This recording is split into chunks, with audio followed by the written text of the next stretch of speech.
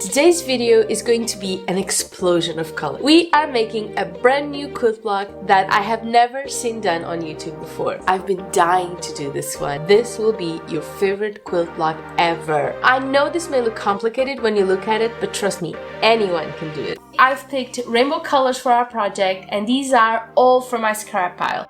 But since the rainbow only has 7 colors and I'm making 8 pieces, I am adding a pink. Of course, you can pick any colors you want for this. We need paper and a compass. We pick the size of the circle we want. I've also added a circle in the center, a teeny tiny one. Now we divide this circle into 8 pieces and we add a 1/4 inch seam allowance to both sides of one of our slices. And we cut our paper. And that's our template for all our pieces. Now you can use any pen or a chalk marker, whatever you use to mark your fabric, okay? This will not show in the final result. Then I cut these 8 pieces real quick, and here we are. So cute!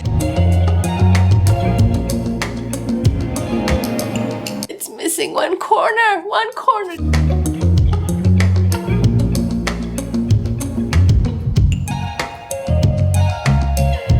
And here we have it, guys. Look how cute this looks, how happy this looks. I could do this all day, every day, and just be happy with a smile on my face. This is as simple as it gets. You've seen it, really simple and gorgeous and so much fun. I am happy, guys. Now we sew 1/4 inch foot. This is a big deal. We have made, remember the template? We made 1/4 inch seams to make sure that these all fit together. So this is really important. When you're trying to decide if you didn't cut the pieces exactly right, and you probably didn't, I know I didn't, you want to align this end, okay? It's not a big deal, but this is the end we want to make right. This one isn't as important, and I will show you why in a bit, okay? So yeah, it's nice and aligned, ready to go. Now, have you ever heard of a color wheel or a color circle? It's that wheel where you have the 3 primary colors, and in between them you get all the colors that connect them. It's actually a really great tool for learning color theory, but also for painters like myself or quilters also like myself. It helps you pick the colors that go together as well as the ones that contrast the most. That's what it's for in a nutshell, and that's what we're trying to recreate here, except we are using 8 slices instead of 12. But you can totally use, 12 or more if you want. You just have to adapt the templates we're making to that, easy peasy. And as you can see, we don't really need any like Dresden plate rulers, but if you happen to have one and want to use it, go ahead. You won't need a template that way. This is actually quite similar to a Dresden plate, but easier. So pretty. Let's press, shall we? Now we need to decide what to do with this gorgeous thing, okay? Because the next steps kind of depend on it. We can easily apply this, we get a fabric, put this on top of our fabric, and just use an applique stitch to keep it in place. That's, as easy as it gets. We could also just add some heat and bond to our borders and glue it onto the fabric and then sew it, as we prefer. It's going to stick in place for, years and years to come. I am looking at this and this is crying mug rug to me. Yes, I have a mug rug obsession. Yes, I use all the mug rugs I do except for the ones I, give away to other people as gifts. And now we need some batting for the middle and a fabric for the back. We're not going to do any self-binding here today. We don't need it. This shines on its own. This is what I chose as my backing fabric. It's actually one of the quilt blocks I made with you guys over the months. So this will essentially be a reversible mug rug, okay? We can use both sides. So let's just go ahead and cut our batting first. This is 100% cotton, just some scraps I have left over from, my quilts. Here's how we do it. We place our circle on top of our batting, and then we place our backing fabric on top of our circle, right sides together, okay? So this is what it will look like. Let me just pin this to make sure it does not move. This is a big deal. You don't have a lot of leeway with oval or circular shaped pieces. Not as much as you have with the square ones.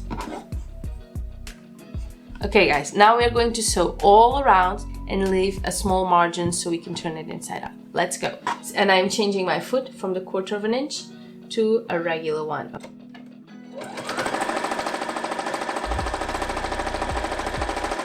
Here is our fluffy disc.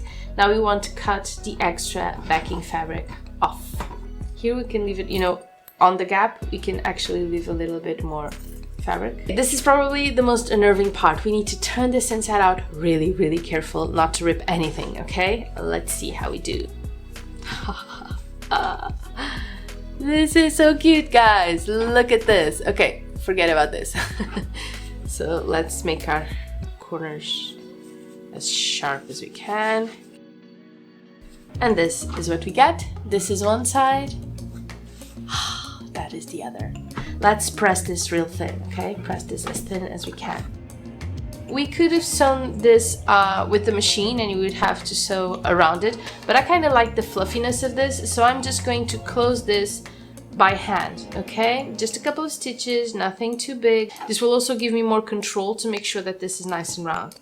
So I'm just gonna be closing this in, stitching this up and making sure it remains a circle, okay? This is our biggest concern. We just need to go back every few stitches and make sure that we're not losing our shape.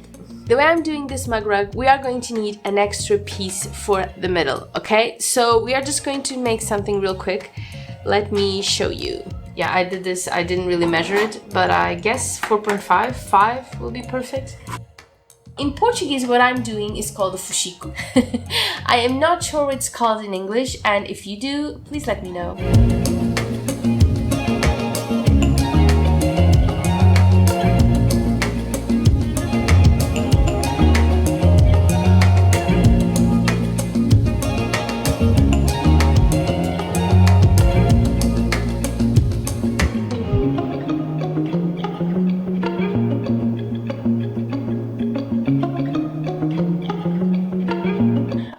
Look at that, it's gorgeous. I'm loving this.